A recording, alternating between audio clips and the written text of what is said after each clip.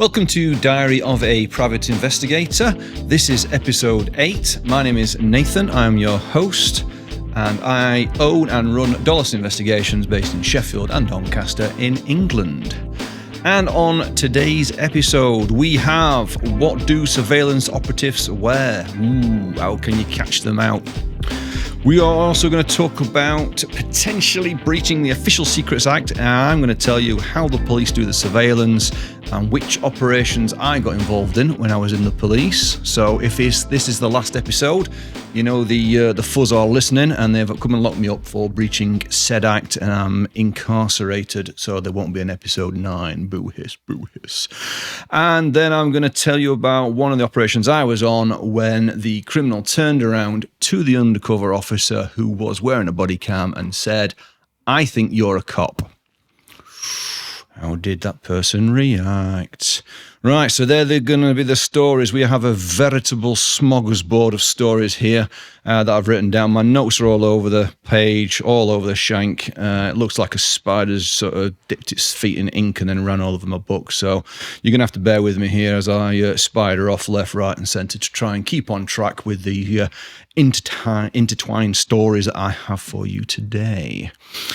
Before we get into the juicy topics of the stories that I'm going to tell you, first and foremost, I'm going to go through what I normally do by saying thank you, listenership so far. Thank you for listening to me. I've had a couple of emails, one from Rob, who is looking to retire from the police very, very soon. He wanted some advice on getting into the industry and whether it is something that can be done or not. So thank you for that, Rob. And then I had a lovely one from Kate in Victoria, Australia. That's right, she listens just for the accents. No, she doesn't. She thanked me for being entertaining and informative, which is my strapline. So thank you, Kate, for your lovely email. Hopefully everybody is listening and enjoys the show. So if you are listening and you have not left a review yet, yes, I'm going to bang it out every single episode I do. Please leave me a 5-star review. Please subscribe and please help spread the word by telling all your friends. Everybody out there just tells one other person, my listenership will double. Yes, I can do maths. I got GCSE B grade. I am on LinkedIn as well. So as a little bit of an experiment, if anybody out there is on LinkedIn and you want to connect, my name is pretty much unique in this country. And I dare say there's probably less than 10 of us in the world. So I should be pretty easy to find. Nathan Hoole on LinkedIn. I'd be very intrigued to find out what my listenership is. So feel free to wang over a connection and we'll connect away, and there you go. So that's the tidying up part of things done. If you do want to contact me, if you do have any questions or anything like that, or just want to be nice to me, the email address is diaryofaprivateinvestigator@gmail.com. I do read all my emails, and it is me that replies. So, Diary of a Private Investigator. The reason I came up with Diary of a Private Investigator is because if I ever run out of stories, I can tell you what I've been up to this month. This month, I helped out Simon Henson on his Titan training course. We had Simon on an episode a couple of months back who talked about his training courses. Like I said, not really affiliated. I just jump in, help him out with the training courses, act as a bit of a stooge so the students can follow me to try and get some lifetime and real experience to see what it is like surveilling somebody. Now, love doing these courses, love giving feedback, love bringing people on. And from that, it kind of gave me a couple of ideas from the show, because what I tend to do is tend to tell the same stories when I do the training courses, because there are common sort of tips that I can give, or common mistakes that people do on these courses. And one of them, which is obviously one of the topics I'm going to talk about today, is what do surveillance operatives wear? So one of the stories that I tell is, so when you're being followed by a team, as an individual, it's not too bad if you're an individual. If you are working in surveillance world as a team, you have to be careful that you don't stand out as a team. Now, obviously, these are all brand new out of the box. They all turn up. Yes, they get lots of training, but obviously one of the things that I often what we, in technical terms, we say ping when you ping somebody. So when I'm dealing on the training course, one of the things that tends to stand out for the operatives is the white headphones that they tend to all wear. They're all walking around, and what they don't realise is obviously when you're walking around town or a shopping precinct or wherever. People do wear headphones, but when you sort of see middle-aged people wearing them, or as an example on the last course, there was a male and a female stood bang next to each other who were acting out being a couple, and then they both got headphones in, and I kind of sort of gave the feedback at the end and said either you are the most antisociable couple I've ever seen, or your operatives just happen to be stood next to each other. So just sort of bear that in mind. That it kind of got me thinking. And one of the stories that I often tell on these courses was when I was in the police and I was part of a surveillance operation. I went in to do the briefing, and it was the proper dedicated surveillance team that I was giving the briefing to. And when I looked around the room. Say they were, I don't know, there might say being 16 of them, and every single one was wearing a Berghaus coat, walking boots, and not wearing jeans, because at that time, bearing in mind this is like 15 years ago or whatever, there was a big thing about, you can't wear jeans, you can't wear Adidas trainers. Everybody knows that cops wear Adidas trainers, so you can't wear those. So they'd all gone out and got walking trousers and walking boots and Berghaus coats, which is great, right up until the point that you deploy them into the, what shall we say, bit of a, I was going to say a scroty part of Sheffield. I don't know. I can say it's my podcast because I can say what I want. But a Sheffield colloquialism is to refer to the criminal as a scrote, which is obviously short for scrotum. So hey, it's my podcast. I'm going to be a little bit cheeky. If you don't like it, you had the warning on episode 1. If you don't like it, bugger off. So they're deployed into this low economic area of Sheffield. And then you get all these like middle-aged white people all walking around in Berghaus coats, and you're like, I wonder if you're a police officer. So I tell that story just to highlight the fact that you've got to be mindful of what the other people are wearing, what the other people look like, and obviously that's why the cops now have got quite big on diversity of people that do that kind of work. Another little bit of a story. I told you it was a veritable smorgasbord of tangents today. So, different operation. I get deployed again into a low economic area of Sheffield for car crime. So, I turn up to the briefing, and I've got some Donné tracky bottoms, some white socks, and some Nike trainers, and I took the tracksuit bottoms into my white socks because that was the fashion of the time, and I look like an absolute, I can say penis, can't I? I look like a right dick. So everybody looked at me like walking into the police station looking like this, thinking, what the hell has he come out? But I was like, look, you kind of got to fit into your background. You can't wear what you normally wear all the time in all situations, in all circumstances. You have to adapt to your background. And it just so happened that that particular part of Sheffield at that particular moment in time, the fashion was white terry toweling socks with your trackies tucked in, and you obviously this day and age it's all man bag and matching white fox tracksuits and stuff like that. So you have to adapt. So that's sort of one of the stories that I wanted to talk about. Right, what do I wear when it comes to surveillance? How do you spot me? So I have spent years spending tens of pounds performing my wardrobe to look like a slightly chubby middle-aged man. Obviously, clearly this is not what I look like normally. Normally I've got styled hair, dashingly good looking, and I'm actually only about 30 in real life. But if you're watching this on YouTube and you can see my physog, you will identify that today I've come in character as a slightly grumpy, mildly overweight, middle-aged man, slightly greying beard. Obviously, I painted the grey bits on just for the podcast. So, yeah, being serious for a minute because this is informative and entertaining. Now, so what do you wear? Not going to give any great secrets away. Let's face it. You kind of got to dress pretty bland. You've got to. So you've heard of the expression "the grey man," or in today's modernity, it's the grey person. You can be whatever you want to be. You kind of just be boring in what you wear. You kind of like your greys and your blacks and your whites, things like that. You don't wear anything that's too outrageous. The only thing that I do wear the good old Adidas Samba, because cops always wear Adidas.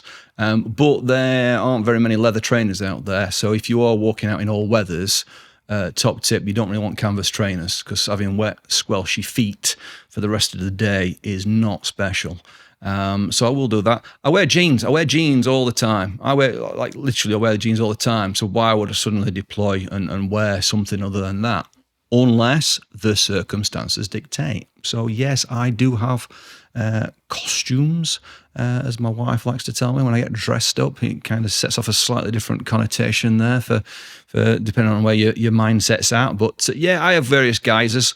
I have work attire. I wear suits. I wear builders' outfits. I wear delivery people's outfits. I wear enforcement agent outfits. I have a plethora of various guises that I come under. But in the main, I just look like a middle-aged man walking down the street.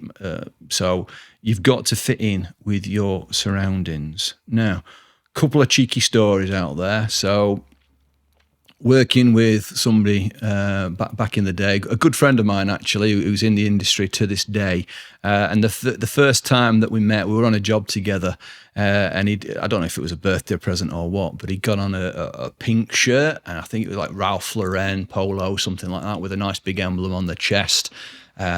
Pleased as punch in his new t-shirt, and I was like, mate, you can't wear pink. I mean, obviously it was salmon, not pink, because men don't really wear pink, do they? It's got to be salmon.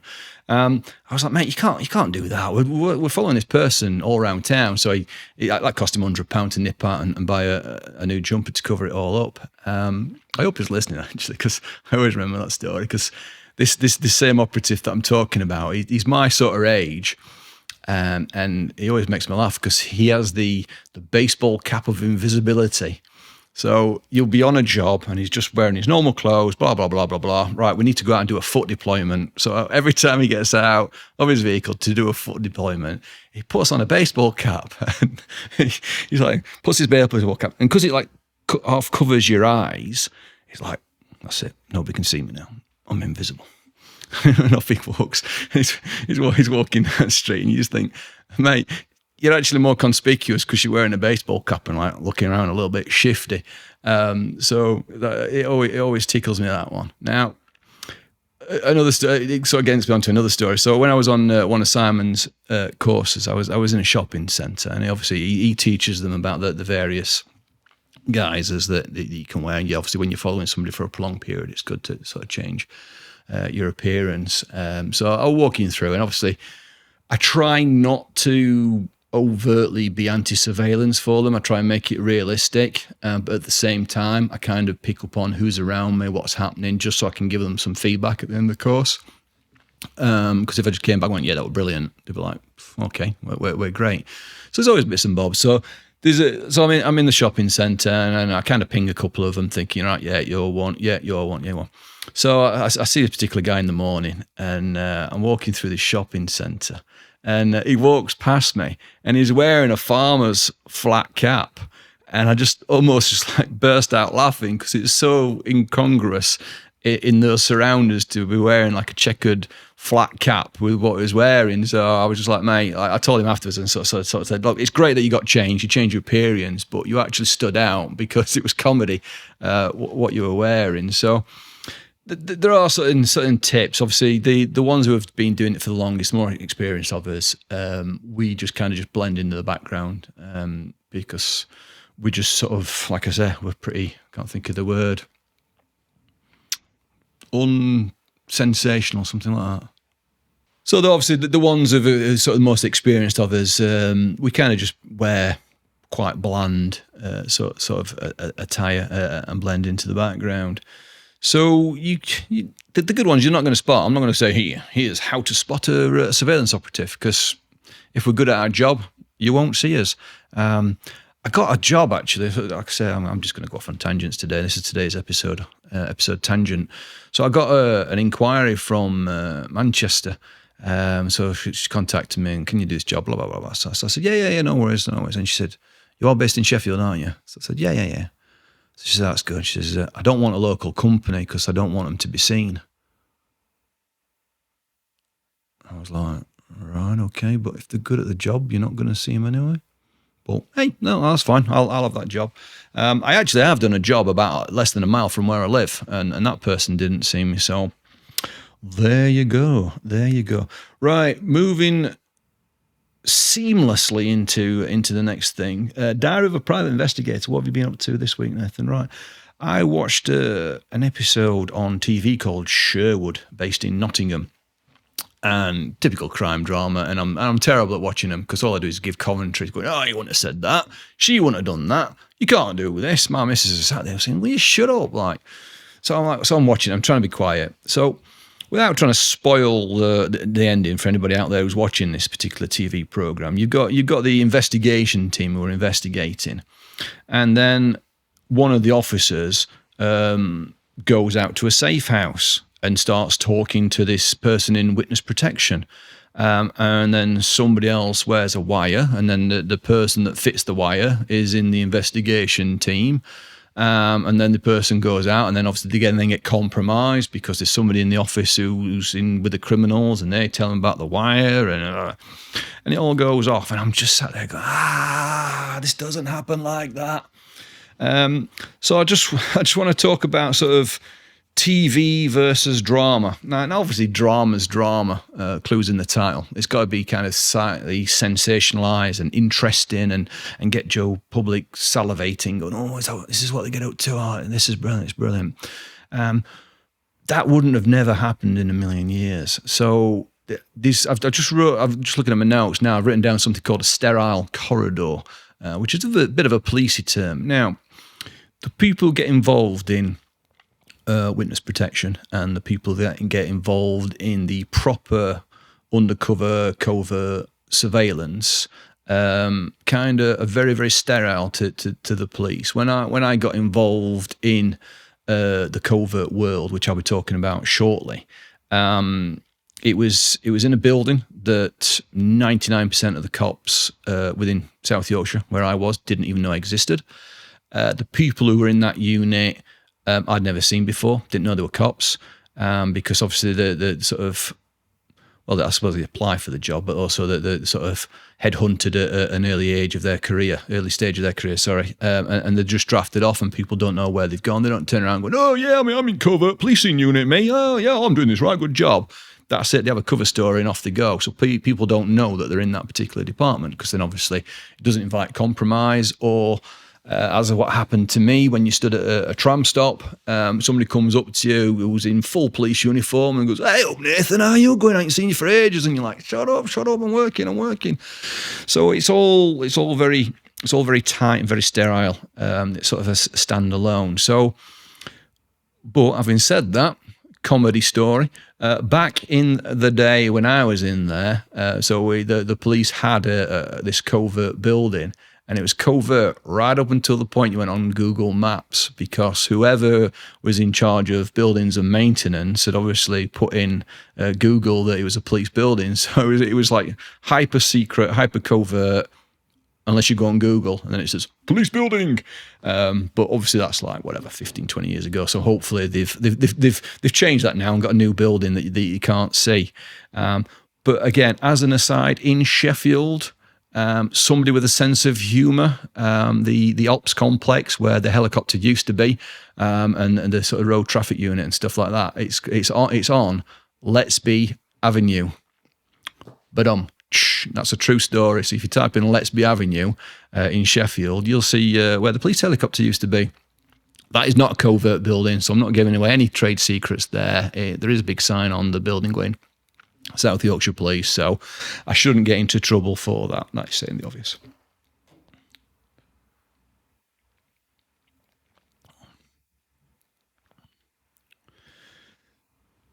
the sterile building, sterile corridor that we worked in,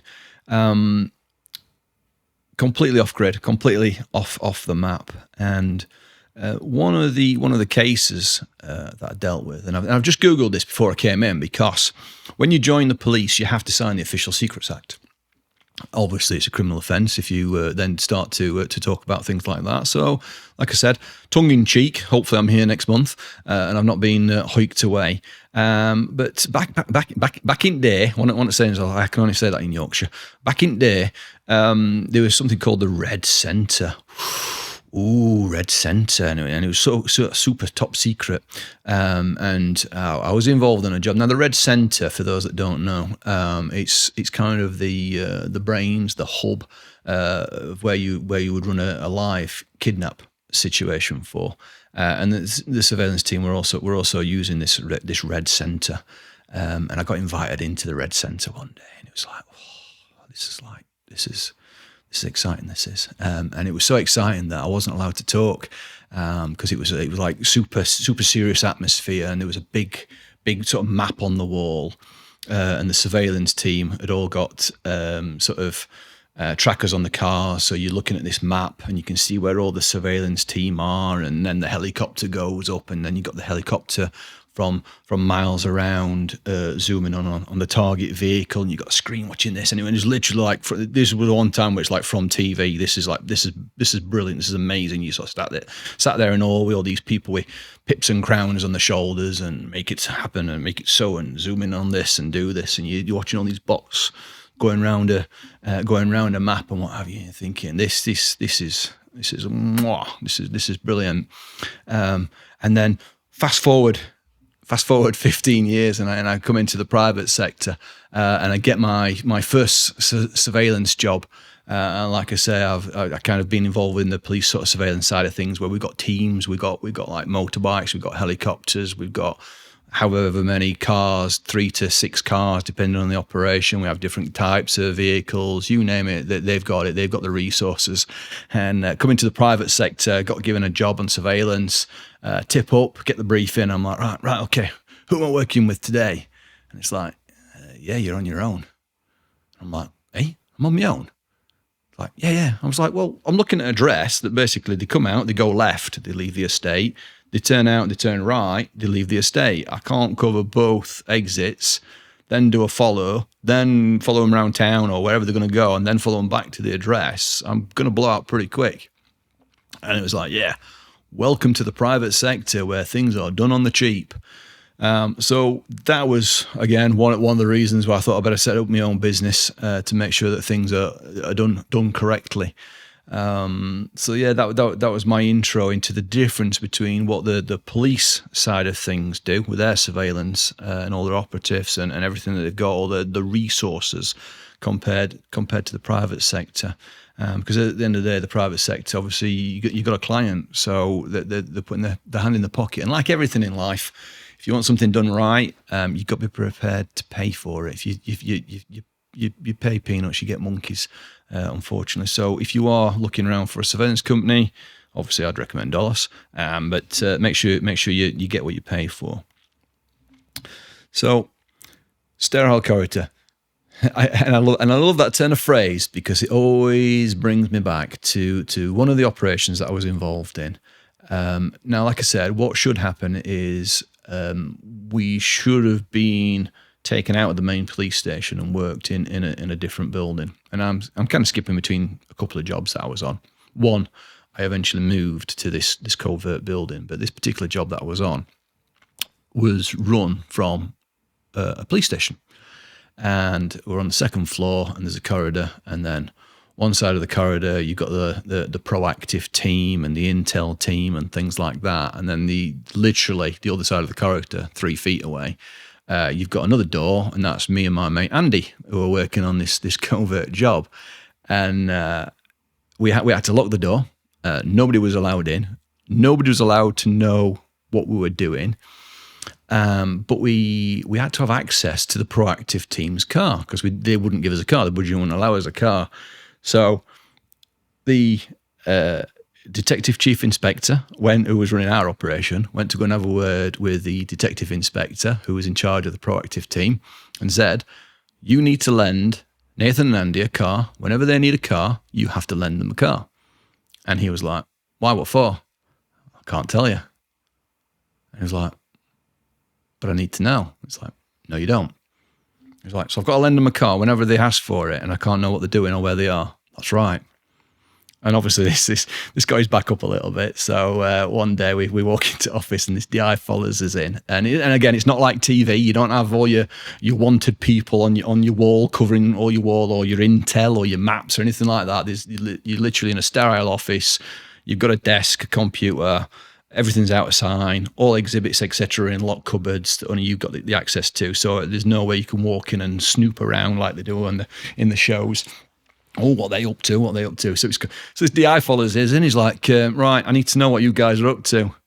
I'm like looking at him thinking, sorry, sir, I can't tell you. And he's like, well, I need to know. I need to know whether my officers are in danger or what's happening. And it was great because it was like that one time where like you're talking to somebody of rank and you're just like, can't tell you. Sorry, I'm not telling you. And like, after about 5 minutes of trying, he kind of got the huff on and walked off. And obviously we shut the door and locked the door and had a bit of a giggle. Had a bit of a titter. So I'm working with my mate Andy. Well, I'll be seeing for a coffee after this actually. And at the time, just to sort of bit of a, I'm just going to talk about Andy very, very briefly. But Andy was in the SAS reserves. And for those that remember, there was a course, must be 10 years ago, something like that, and it was done in like 40-degree hill, Brecon Beacons, and one of the people on the course actually died from heat exhaustion. It's quite nasty, quite serious. It was an investigation into it and all stuff like that. So he was doing that at the time. And he was a former crops operative. So I was just going to throw that one in there. So there's something out there called CROPS, a crops officer. Stands for Covert Rural Observation Post. They're the people who hide in bushes, hide in nettles, all that sort of stuff, poo in a bag, bury the bag, all that really weird sort of stuff that I'm not trained for and I don't do. But he was into all that. He loved it. He was into that in a big and special way. So there's me and him. He kind of got that background. I was sort of cop time doing that. So we're on this job. We're doing this covert job, and it kind of starts off where, if you remember back in, I think it was episode 1, where I start talking about the proliferation of mobile phone thefts. Back in sort of, like I said, 10, 15 years ago, something like that. All the gangs were into mobile phone theft. So we got put in charge of a group that was task force with identifying who was doing it and eradicating it, basically. So that operation moved on to shops. So we were trying to then work out where the phones were going. So if you can take out the person that's buying the stolen phones, handling stolen goods, which, as an aside, handling stolen goods is a more serious offence than the theft itself. You get a longer sentence for it. So we then start targeting the shops. So we got in what they call a test purchaser, an undercover officer. Now, here's another little acronym for you. They're not called UCs. We call them FUCOs, and that stands for Foundation Undercover Officer. Now, those astute ones amongst us, because I've got it written down. Now, undercover is actually one word, so it should be a FUO, but for some reason they wanted to call it a FUCO. So it gives you a really good excuse to pretend to swear. If you've got a bit of a child sense of humour like me, you can say FUCO all the time and know that you're actually talking about a Foundation Undercover Officer. So we have these Foundation Undercover Officers who come on. Now, they come in, and so this one particular guy, his script is to go into the shops, the second-hand shops, and try and sell these phones and basically say that they're stolen. So therefore, the person who's buying the phone knows full well that they're stolen. Clearly they're not. We've bought them, but we say they're stolen. So if that person then buys the telephone, they are, so again, a bit of police terminology, handling stolen goods. The definition is knowing or believe goods to have been stolen. So you either know or you believe the goods to have been stolen. So that kind of fits in to the offence that we are saying that they're stolen. So therefore, it meets the criteria. So he goes in. So one day we meet this undercover operative to obviously give the briefing and what have you. And he looks like a bag of pants, this guy. He's all dishevelled and unshaven and smelly and all sorts of stuff. And that was my sort of first introduction to an undercover officer. And we were talking to him, and he was sort of saying, "Oh yeah, I've been on a job," because they travel up and down the country. They go all over the place. And he was sort of saying that he'd just come from a job in Liverpool where he was buying drugs from people, and he was going on about how he like not washed for weeks, like literally weeks. He was honking, just stinking and not brushing his teeth, and he's got dirty clothes and really getting into character. And I think it certainly highlighted it for me at the time that you don't really think about that. You kind of, obviously, if you're buying drugs, and again, the sort of the drama versus real life sort of thing, you kind of see these undercover officers who just walk up and like do a bit of a deal. Now, obviously, drug dealers, they're not stupid. They can sniff a cop out from 100 paces. And again, I've said on a previous podcast, there's only two types of people that can hold a stare, and that's a cop and a criminal. Everybody else will look away. So they'll sniff us out just like we sniff those guys out. But this guy, look, I was like, clap, clap, clap. That mate, you look the part. You just don't look like a cop at all. You are honking. And I was really shocked and surprised to learn that this guy was single. He was a real catch. And it's a single person's game is undercover officers, because you do go into places for months on end, and like I say, if you're going to go to an nth degree, I would kind of guess you don't really want to share a bed with that kind of person.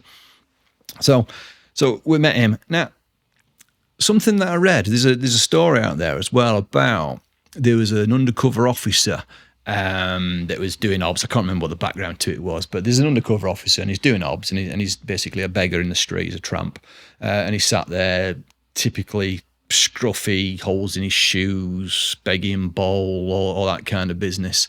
And the story goes that for some reason or another, he got challenged as to whether he was a cop or not. And so they stripped him off, and they found that he got a clean pair of underpants on. And it was the clean pair of underpants that gave him away. And he was summarily executed. Clearly not in this country, I'm thinking. It was somewhere else. And so obviously the point of the story is that if you're going to invest in your backstory and what have you, then you invest 100%, and you don't wear clean shreddies each day. Me being skeptical, it was a great story. It's a great story and drives home that point. But I was like, how would you know that they were caught because of clean pants? Because if the crime gang challenged him and took him away and then executed him because of his clean pants, then either it was a lifetime discovery and you were watching it, so what happened to the cover team that goes in and extracts that person before they get put in danger? Or is it just a bit of a made-up story just to hammer home a point? Don't know the answer, because obviously I've just read it. But that's just something to bear in mind. It hammers home the point. I keep saying So one of the operations that we were involved in, we were the investigation team. Bear in mind, this is me and Andy. We were the investigation team. We were the cover team. We are involved in the briefings, the exhibits team, the CCTV team, the witness statement taking team, the file prep team. We did everything. It was a massive operation, and it developed from targeting the shops. And I can't go into too much detail because I will get challenged on this. But we infiltrated certain groups that were selling or believed to be selling stolen goods on the internet. Now, the people that did the infiltration, again, were completely and utterly apart from the mainstream police. They're in this secret building that nobody knows about, specialists in their field. They infiltrate the groups, take on a persona, got a lot of backstory, etc., etc. We get into Foundation undercover officers who come in to assist us. They start going out. They start meeting people who are selling stolen goods. They go out. buy the goods, obviously wearing covert recording kit, buy the goods from them, come back, we basically turn out, we get the exhibits, we try and track down who they are stolen from, we got to take the statements. Now the usage was great, so the operation moves on. This operation went on for many, many months. So what happens then? So in the morning, we tip up. We're sorting out all the exhibits, all the statements, all the background work, sometimes doing the briefings. Then we go out in the afternoon. We are then the cover officers. So if the undercover officers get challenged or there's any kind of danger or anything like that, we tip up with the blues and twos on, even though we're in an unmarked CID car. We tip up, jump out, hey up, what's going off here? Oh, you're that wanted criminal. We lock them up and we extricate the undercover officers before they're put in any kind of danger. So we're deployed doing that, and then we come back at night, and then we're doing the logs, we're doing this, we're doing that, and anyway, we're doing this operation for a couple of months, and we're working like absolute stupid hours, absolute bonk, as it were. Loads of pressure, loads of work. So we're going into these second-hand shops, and then lo and behold, we walk into they walk into a second-hand shop, and who walks in? But Johnny, number one wanted criminal in this particular area of Sheffield. Now, this person was absolutely prolific. He was a theft, what we call a theft from merchant, so theft from motor vehicle. Again, I'm showing my age now, but back in the day when people had sat navs instead of mobile phones, sat navs were getting stolen left, right, and centre. He would anything of value on your car seat. He would smash your window. He'd have laptops away. Anything of value. Literally, he was the kind of person that when he was not in prison, your crime figures would spike, and everybody knew that in this particular area of Sheffield, the figures have gone through the roof. Therefore, he must be released. Look on the prison directory. Oh, yeah, lo and behold, he got released last week. Right, number one target, let's do him. He was like head on a swivel, looking around everywhere, proper anti-surveillance, knows what police tactics are, really, really hard to catch, really, really fast runner. He was a nightmare. So in walks Mr. I'm going to call him Mr. X for obvious reasons. Mr. X walks in with a laptop underneath his arm. So our undercover officers don't know this guy at all. They're not Sheffield-based cops. So he walked in with a laptop, starts having a conversation with this second-hand shop owner. Oh yeah, I've just nicked this, blah blah blah. Our ears prick up. Oh dear, blah. Oh, we're interested in that. Do you ever nick mobile telephones? Yeah, I nick mobile telephones. Ah, brilliant. Here's my number. Here's a ring. If ever we're into mobile phones, we're trying to we got a contact who can make them disappear outside the country. Never comes back to anybody. We take the SIM out, blah, blah, blah. They've obviously got their cover story, and he's like, Mentos. I've now got somebody to take all my mobile telephones for me. So that relationship builds. We then start getting the stolen goods from him. We then start developing a picture where they're all getting stolen from, building a picture on him. Then he gives us an introduction to another group of individuals who, again, are prolific burglars. They are burglars. And their MO at the time was sit on lawnmowers. Because of the high value of sit on lawnmowers, obviously they're a few grand each. And people, when you're paying a few grand, or do you want to buy one for cash, ask no questions, or do you want to go on Tinterwebs and buy one for £5,000? So they were so well known and so prolific that they actually left our force area to go and do their crime. So they were going out to Derbyshire and Nottinghamshire and Lincolnshire, and obviously all the areas that have got bigger gardens than a two-bed terraced house in Sheffield with cobblestones at back, step-to and son styley. So they're going out and they're stealing these. So we get an introduction to these guys, and all of a sudden one day we get this phone call. It's like, right, do you want to meet us right corner at blah, blah, blah, address, this and other. So our undercover officers are like, yeah, all right, we'll go. So it's a big, like, great, all hands to the pump, all go out, like, cover team, you're out here, we're covering this, you're covering that. Like I said, there's many more people involved in these type of operations that you actually realise. So we all go out and deploy, and they tip up, don't they? And they've got 3 sit on lawnmowers lined up. And I'm like, right, you buying these then or what? And our undercover officer's like, I can't buy all three. And obviously we've got a budget of what we can spend on stolen goods, and everything's a budget in the police. So we're like, does it meet the budget? So anyway, long story short, because it's only an hour's podcast, we go back. We'll meet you another day. Let's see what money we can get on. Blah blah blah. So we go back and we buy a sit-on lawnmower, and so we buy this from them. So and then it's like, so our they call it a legend, not a backstory in the cops. Our legend is, so our legend for these two undercover officers is obviously buying stolen phones, but also selling knockoff gear. Like your fake Nike, your spiky tops, and your bad Adidas and all that kind of stuff. So they're selling this sort of stuff. So you won't believe this one. So they come. They've got a van. They've got all this knockoff stuff in the van, and the criminals leafing through it, going, "Oh, this," and obviously I'm watching the video from the covert officer, and I can see it to this day now that this criminal who is a known name, he's a big hit. He's not just like low level. This guy's a proper criminal. He's from a family of criminals, real tasty character, and he just turns around and stares at this undercover officer and says, "I've just thought, you're an undercover cop. I don't even know you." And there's this pause. And then our theft from criminal, obviously he gets a bit twitchy. And he's like, No, these are sound. I've known these for years. They're absolutely fine. No, I've known them for ages. No, honestly, mate, the sound, known them. And our undercover officer's like, don't be as if I'd be a cop. Don't be so stupid type thing. And it's like, right, well, you better not be a cop. And then he carries on.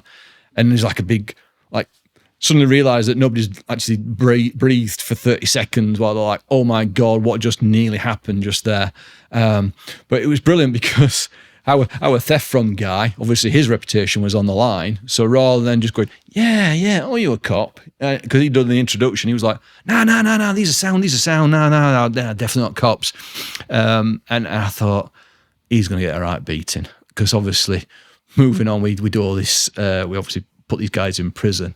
And I just thought, I wonder if they go to the same prison.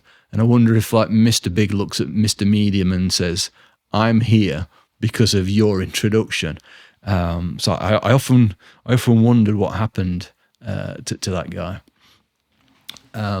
So this job was going on. It's left, right, and centre. And then so we get another one where we go out to buy a mobile telephone, and they get offered drugs. Do you want to buy some drugs? So we're like, yeah, we'll buy some drugs. So then that turned into a possessed with intent to supply operation. Bearing in mind, there's only me and Andy working on this, so we're sending drugs off to the labs to get tested. We're doing this, we're doing that.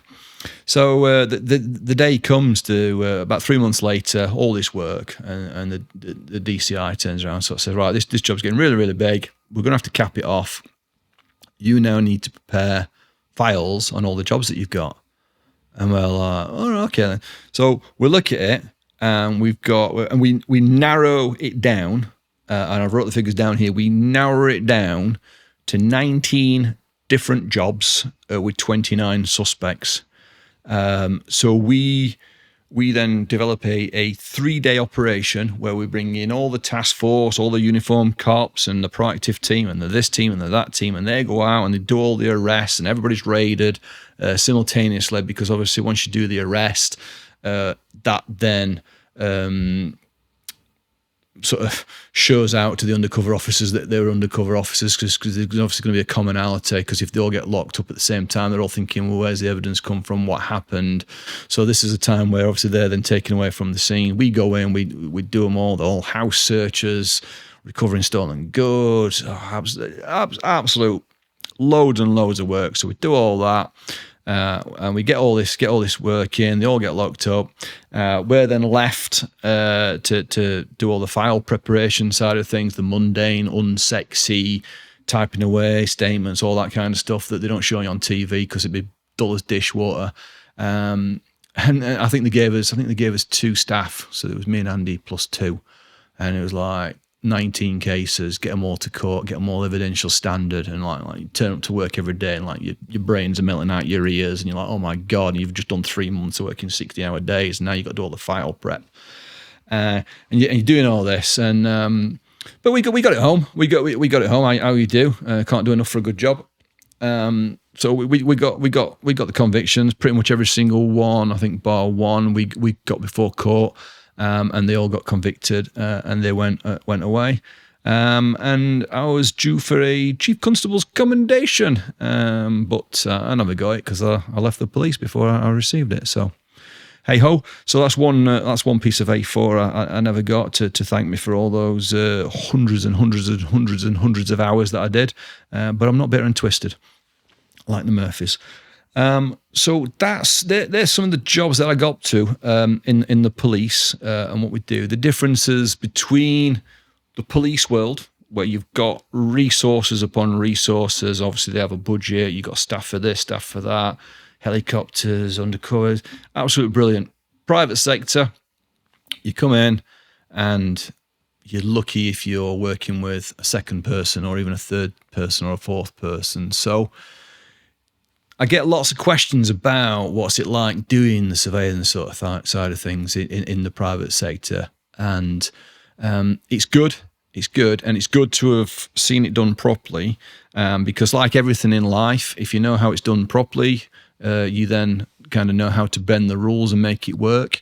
But like everything, what I will say is sometimes if you bend the rules too much, they snap. And so when it comes to surveillance, you have to do it right. You can't just sort of say, here's £100, I need this person following for 8 hours, whatever. You can't do that.